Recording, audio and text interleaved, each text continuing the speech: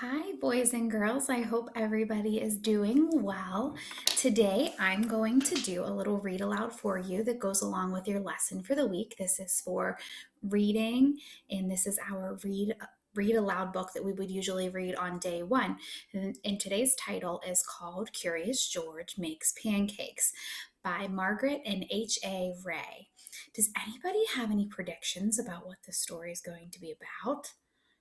Does anybody remember what a prediction is? Anybody? A prediction is when you make a very, very good guess based on what you've been reading. So as we read, I want you to use that little reader voice of yours and try to think of things that might happen based on what we've already read. All right, we already know that this story is a fantasy, and in a fantasy, maybe you remember, maybe you don't, what makes a story a fantasy? Does anybody remember? Think about it for a second.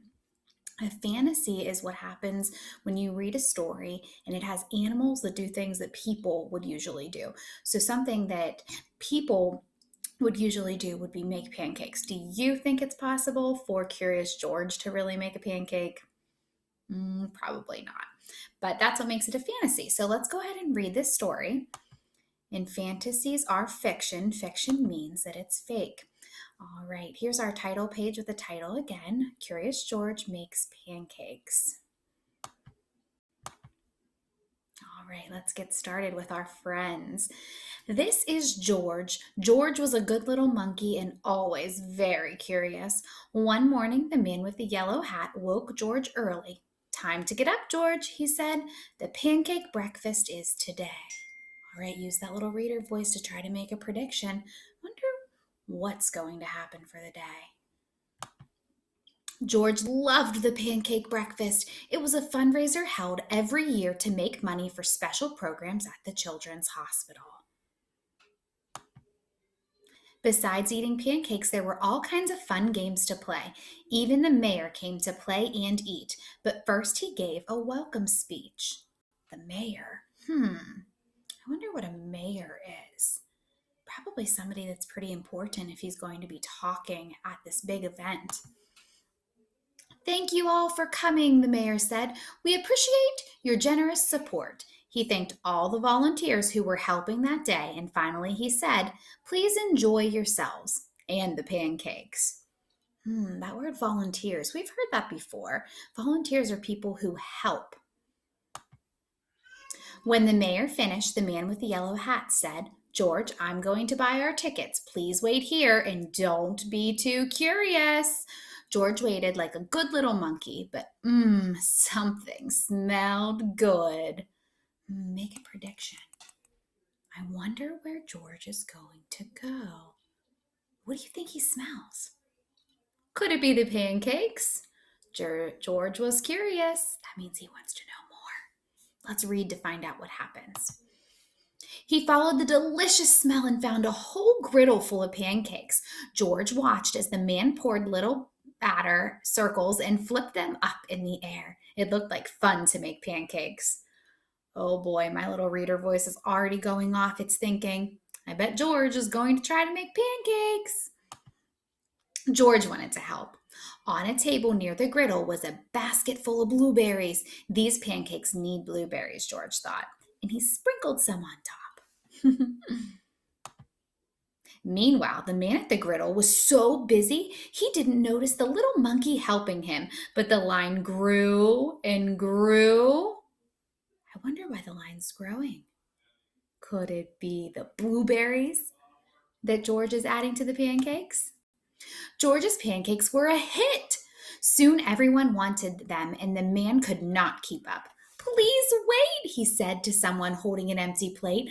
I need to find an assistant to help me. And just like that, he was gone. Oh my gosh, who's going to run the pancake stand?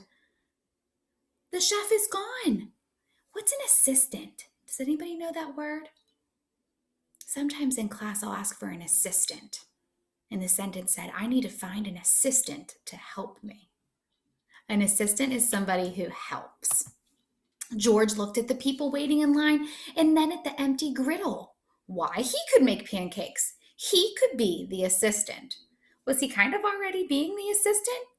Yeah, he was. The chef just didn't know that.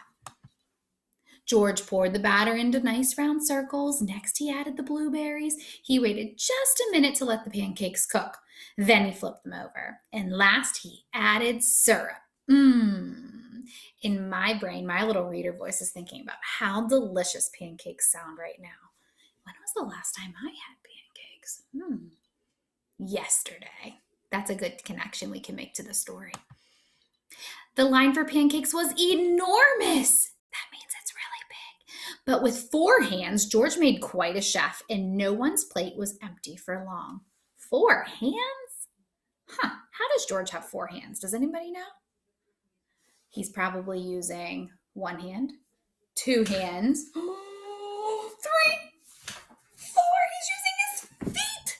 Ew. I wouldn't want somebody to use their feet to make my pancakes. That's so silly. And that is part of why this makes it a fantasy and a fake fiction story. I've been coming to this breakfast for years, the man said, but I've never seen pancakes made like this before. I've never eaten this many pancakes before, said a girl. I didn't even like pancakes before, said another girl. And they all lined up for more. Tell me if you think you'd be lining up for more. Me, I know I love pancakes, especially blueberry ones. When the man returned with his new assistant, he was shocked to see a monkey making pancakes. This is no place for a monkey, he yelled and began to chase George. Do you think he realizes that George is the reason why everybody loves the pancakes? Probably not, or he'd keep him around and not chase him down. George hadn't meant to cause trouble. He only wanted to help. Now he only wanted to get away. George found a place to hide, and the man and his assistant ran right by.